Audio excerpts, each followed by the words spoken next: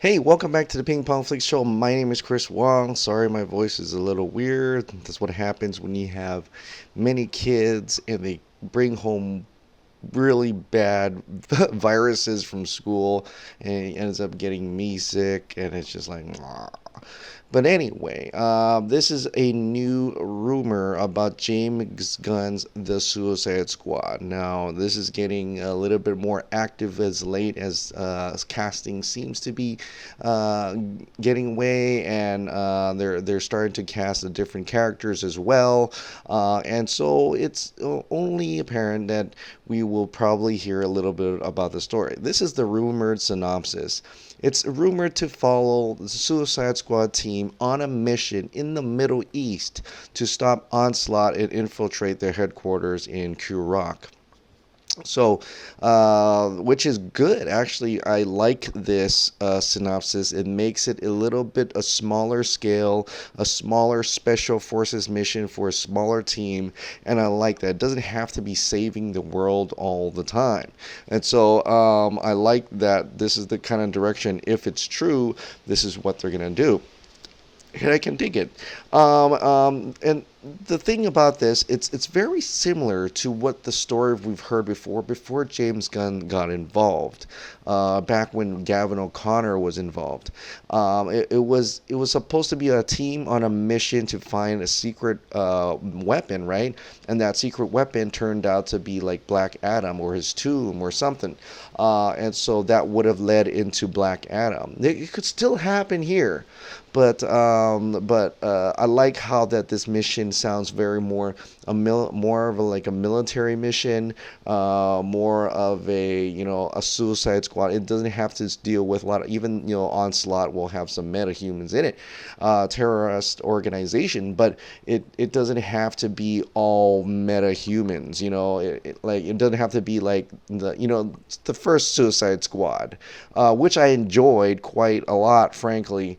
But I think this is a good way to have a smaller team, do some kind of Delta Force thing mission, Navy SEALs type mission, or even like that Suicide Squad, that straight to animation that came out just a while back. Hell Pay to I forgot what it's called, but that was pretty good as well. So I like it. If this is true, I'm liking where their head is at in terms of the Suicide Squad, right? So the next thing is that Ben Affleck recently went on and told LAD Bible, and it's the interview for his movie that's coming out, Triple Frontier, and so of course they're always asking him about Batman. He's probably tired of it, but so in his words, he says that he's probably not looking to playing another character in DCEU, but he said he would like to direct, or he hasn't put off the idea that he wouldn't direct a DC film. Just that Batman one, he just couldn't get it right or something, and we all know what happened. But he couldn't get it right, and so he decided to give that to someone else. But it still opened the idea of directing a DC film. Now, for a lot of people who are like excited and they're like, he's gonna do a DC film.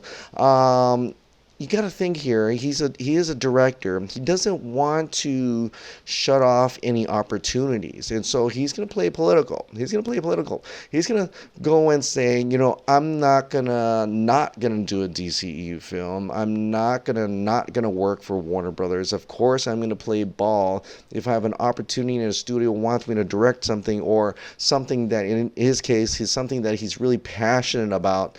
He's gonna want to be able to direct it, and he doesn't want to burn any bridges.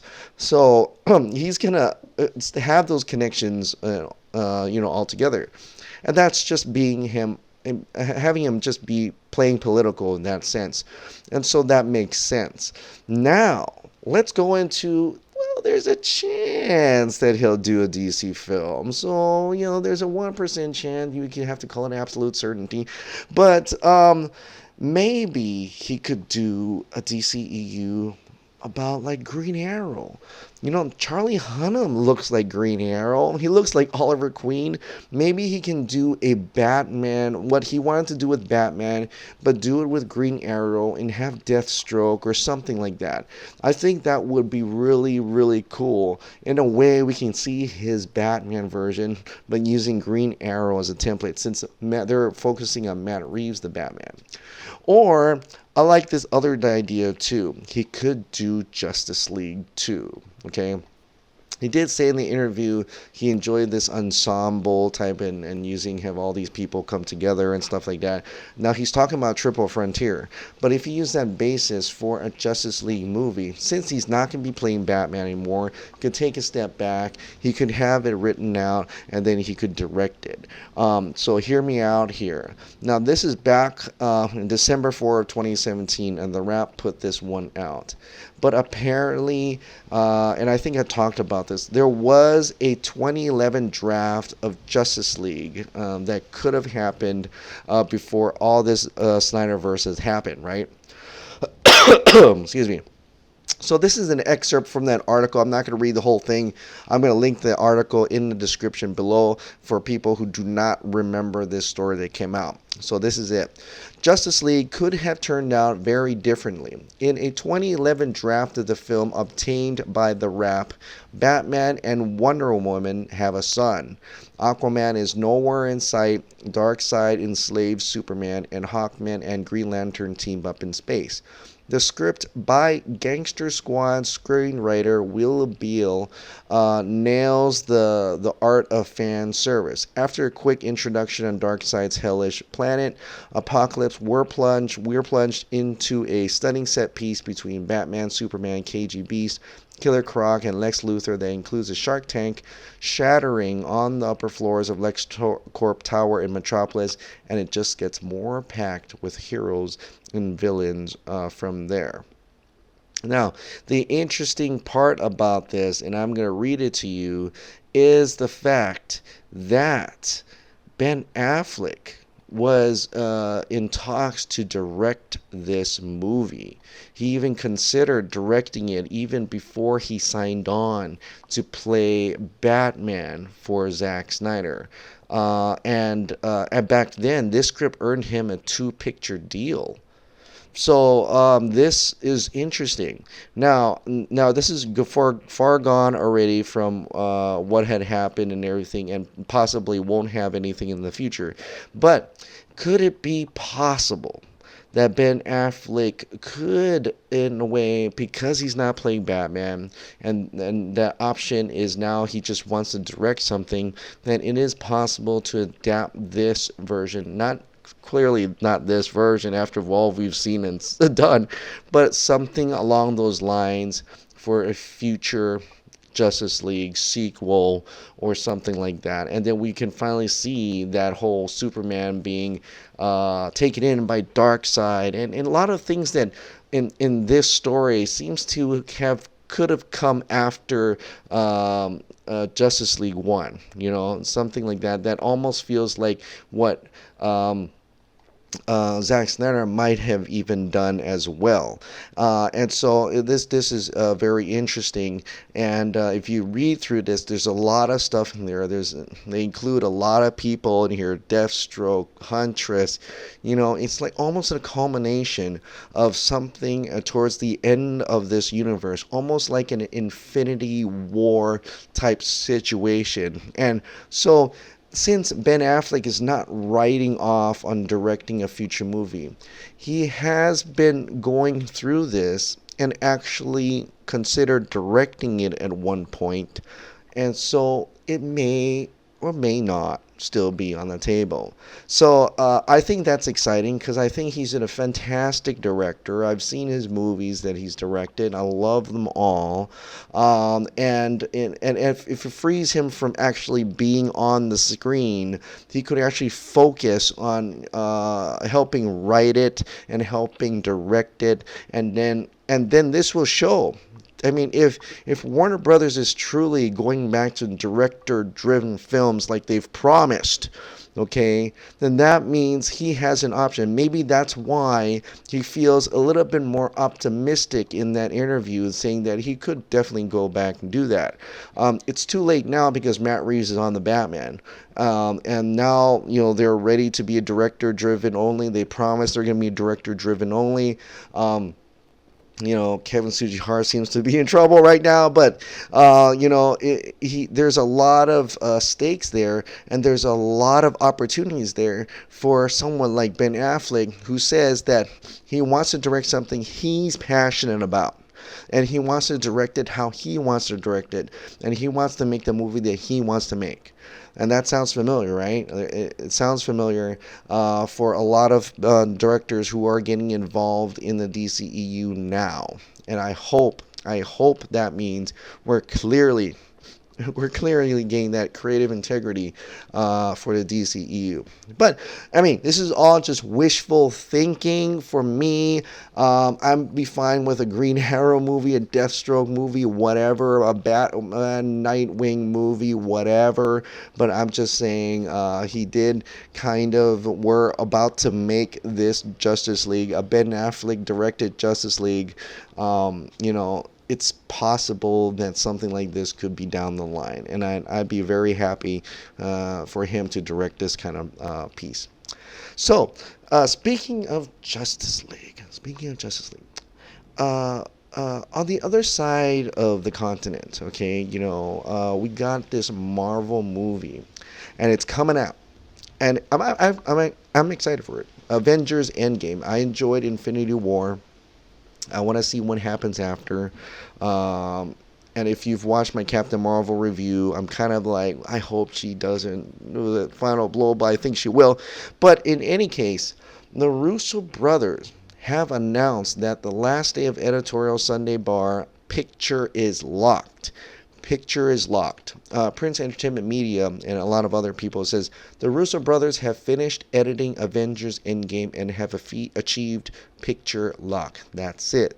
The complete Avengers movie is ready to go, anticipating the press screening.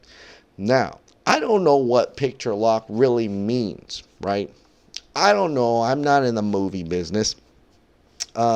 Some people say VFX needs to be done, they can reshoots and stuff, whatever. I don't, that could make total sense. But the fact that when they say picture lock, that's it, the complete Avengers movie is ready to go, and people are reporting picture lock, that's it, that's complete, it's done, for most part, it exists. Man, picture lock. Does that sound familiar to you? Yeah, I think so, because Larry Fong had put this out a long time ago. Well, not that long time ago, but, the year that Justice League came out, I think it was in February, he says, hey kids, this is how movies get their final look. In a digital, intermediate, suite, shot by shot, no filters, editing is complete, picture is locked before the DI is done. February 17 of 17. This is in response to Zack Snyder's post, Vero post, where he's down at CO3 with Stefan. Okay. All right. So you see that. Picture is locked. And you see, go back to Avengers Endgame, and you say picture is locked. So why can we not say... So would it be fair to say the... Avengers Endgame movie doesn't exist because people are saying that Snyder Cut doesn't exist? No, you can't. So if you're saying Avengers Endgame, it was done, it's mostly complete, I don't know, I'm not a cinematographer or whatever, but when they're saying picture is locked, that means it's done, there is a movie, then you're just going to have to say that the Snyder Cut is done and there is a movie. I don't know how complete it is, but it's probably more complete than anybody's ever thought. It's a real thing and not a non-existent thing. Because there's still people who still say that it doesn't exist. Just for this little fact alone, that you're acknowledging that Avengers Endgame, when a picture is locked for that movie that exists, that means the Snyder Cut exists. There's no way around that. So I just wanted to put that out there. I just thought that was interesting because the only other time I hear picture is locked, and especially something big in a big production like this, is in the Snyder Cut. And there you go. So, still excited for the Zack Snyder event that's coming down, and I know there are people asking me, where is your tinfoil videos on that? I have a lot of tinfoil ideas. I've been going through with some friends on Twitter, but I am not going to talk about it. Yes, I'm not going to talk about it, and for one thing, it's that it's almost here. Whether we like it or not, there is going to be an answer, whether we like that answer or not, in 2 weeks' time. On that weekend of the 23rd, 24, was it 22nd, 23rd, 24, that's where an answer is going to be heard about the Snyder Cut. I believe that Zack Snyder will respond to it. He will give us an answer. Whether we like the answer or not, it will be during those 3 days. So I'm going to wait. I'm going to wait till then because I have, I know I shouldn't feel responsible for things like that, but I felt responsible for the San Diego Comic-Con in way I overhyped maybe a possible thing that may come, or just made waves about something. So I'm choosing not to do that now because this is a legitimate event. Zack Snyder is definitely gonna be there, and there is gonna be no way around a question going directly to him about the Snyder Cut, and I think he knows that he's going to be asked. I don't know if that answer is going to come on Friday during Dawn of the Dead or as late as Sunday night after Batman v Superman. So I don't know when it's going to happen, but I know it's going to happen, and so I'm choosing to wait for that. That weekend is the weekend. The answer, the truth, it will all be on that weekend, and I'm choosing to wait until that happens. And guys, there's going to be a lot more exciting things. I am totally sure. There's going to be things about Army of the Dead. If you're excited for that, Army of the Dead is going to probably be talked about on Dawn of the Dead Day. I really think it will. And it's a big possibility he'll bring the entire cast that he's chosen for Army of the Dead there as well. I think. So there's going to be a lot of cool things coming out of that. He talks a lot about his Stone Quarry and what he's going to do from now, future projects and stuff like that. So there's a lot to be excited about if you're a Zack Snyder fan. But hear me out. Tinfoil right now is pointless right now because it is coming. The truth, the reveal, the answer, or something, a legitimate answer will be talked about there. I'm almost 100% sure it will, and it may or may not be the answer we want to hear. But I'm just saying, I don't want to overhype anymore. I don't think I need to. This event is real. It's a Zack Snyder event. It is an event. And like Jay Olivia said, if he is going to announce it or talk about it or, answer about it or, what's he going to say about the Snyder Cut, it's going to be on Zack Snyder's terms. And what a better way to do it than at this event. All right, guys. So that is it. I hope you all had a wonderful weekend. Thank you so much for subscribing, and thank you so much for watching. I'll see you next time. Bye.